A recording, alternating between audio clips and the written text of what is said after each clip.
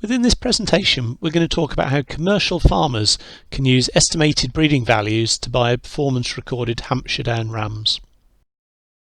My name's Sam Boone. I head up Cygnet Breeding Services, and I work with pedigree farmers, both sheep and beef producers, to identify the high genetic merit animals within their flocks and herds. Within this presentation, we're going to talk about where to find breeding information, what it means, and most importantly, how to benefit from high genetic merit breeding stock. The recording services run by Cygnet take into account measurements on individual animals, such as their weight at a specific point in time, and also the relationships between them, so that we can analyse the data and tease out non-genetic factors such as the age of the animal, whether it's a single or a twin, or the farm that it was reared on. So we tease out those influences, and what we're left with is a ranking of animals based on their genetic merit, so that we have EBVs to show their breeding potential for individual traits, and then breeding indexes to show their overall potential for a number of traits. At the end of the day, a ram's only going to be passing on, the only thing he passes on is his genes to his progeny, so we need to identify those animals with the best genetic merit.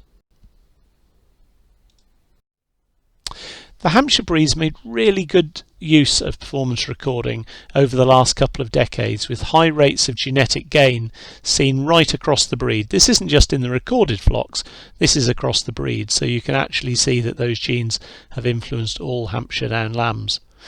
This increase in index in real terms means about a 5 kilo increase in their genetic potential over the last 30 years. You can find this information by heading to the Cygnet website, cygnetdata.com. And here you've got various facilities. The ones we're going to look at today include the Flock Finder, the quick search to find a sheep's record, and then the sheep for sale section. So within Flock Finder, we put in the breed of interest, we put in our postcode, click search, and it tells us the breeders that are located close by.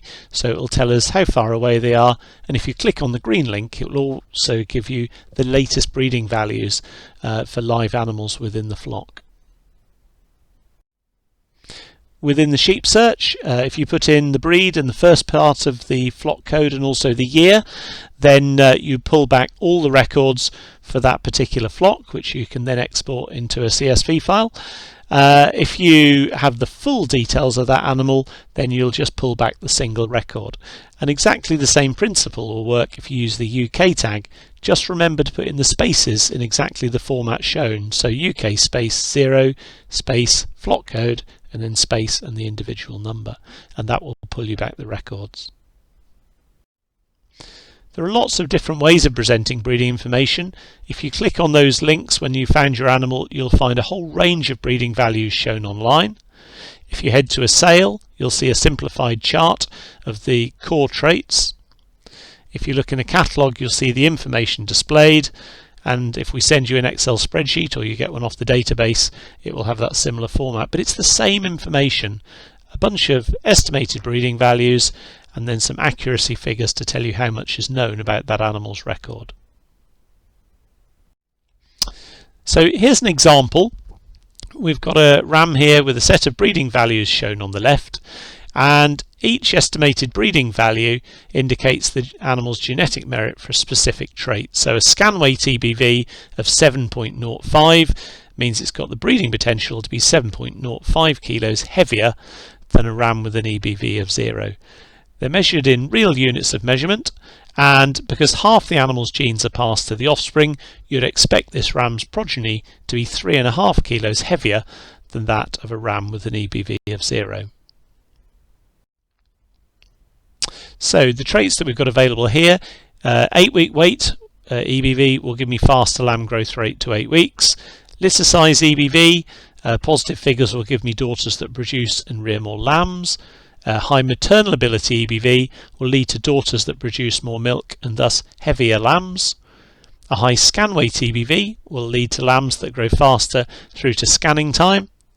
A high muscle depth EBV will give me lambs that are more muscular at a fixed live weight, and a positive fat depth EBV will give me fatter lambs at a fixed live weight, and negative fat depth EBV will give me leaner lambs at a fixed live weight. Then those overall those EBVs are pulled into an overall index, and that enables us to rank animals for a specific breeding goal, whether that's their superiority as a terminal sire or whether that's their superiority as a ram to breed female replacements. Obviously, if all your lambs are going for slaughter, which is in the case of many hamps, then you don't need to worry about litter size and maternal ability EBVs, but if you've got a pedigree flock and you're retaining females, then they become more important. So it's fairly evident how we assess growth rate. If we want to assess muscle and fat depth, then we use ultrasound scanning, so measuring muscling across the loin, looking at muscle at the deepest point, and then taking 3 measurements of back fat at exactly the same point. So we'll measure thousands of hamp lambs every year to give us this very quick indicator of carcass quality within the hamp lambs. A small number will go up to the CT scanner. So this is the icing on the cake, and particularly for rams that will be off and used in other pedigree flocks, this is really useful. So this tells us about the total lean weight and fat weight within the carcass. It'll tell us about spine length. It'll even tell us about vertebrae number. We'll get an improved estimate of eye muscle area, and you'll also get breeding values for intramuscular fat within the muscle as well. So a whole plethora of traits are available through the CT scanner, and all of those breeding values are also available online. Alongside the EBV, we have the accuracy values. Now these are figures between 0 and 99%, and they show you how much data there is behind an animal's record. And what they really indicate is the likelihood that this prediction is close to the true genetic merit of that animal, and the likelihood that it may or may not change over time. So stock rams will always tend to have very high values because they've got lots of progeny that have been measured. Younger untested rams will always typically have lower accuracy values, because they're solely reliant on their own performance, brothers and sisters, mum and dad, but not progeny records themselves. And you can have this information presented on a bar chart. So here the EBVs are put onto a standardised scale, the central line representing the average performance for Hampshire Downs within the breed, anything to the right of the line meaning higher levels of performance, so more growth, more muscle, and in this case slightly more fat. Anything this side of the line would mean below average, so if I wanted leaner rams, again I'd be looking for a fat depth figure on that side of the line. Exactly the same information is shown in sales catalogues. Here you've got the EBVs shown and the accuracy figures below them. However, in this scenario you need to get hold of a breed benchmark so that you can put the EBVs in context and see whether the animal sits in the top 25 or 10% within the breed. That's usually published in the front of a catalogue. Really important to match your rams to a particular farming system. No two farms are alike, and on some farms there'll be more focus on growth rate and getting lambs away quickly. On others that may be less important, and the emphasis will be on getting high conformation without lambs being over fat. So in this scenario we've got rams with really high EBVs for growth rate, and that's going to reduce days to slaughter, but probably a little bit lower in terms of muscling across the loin.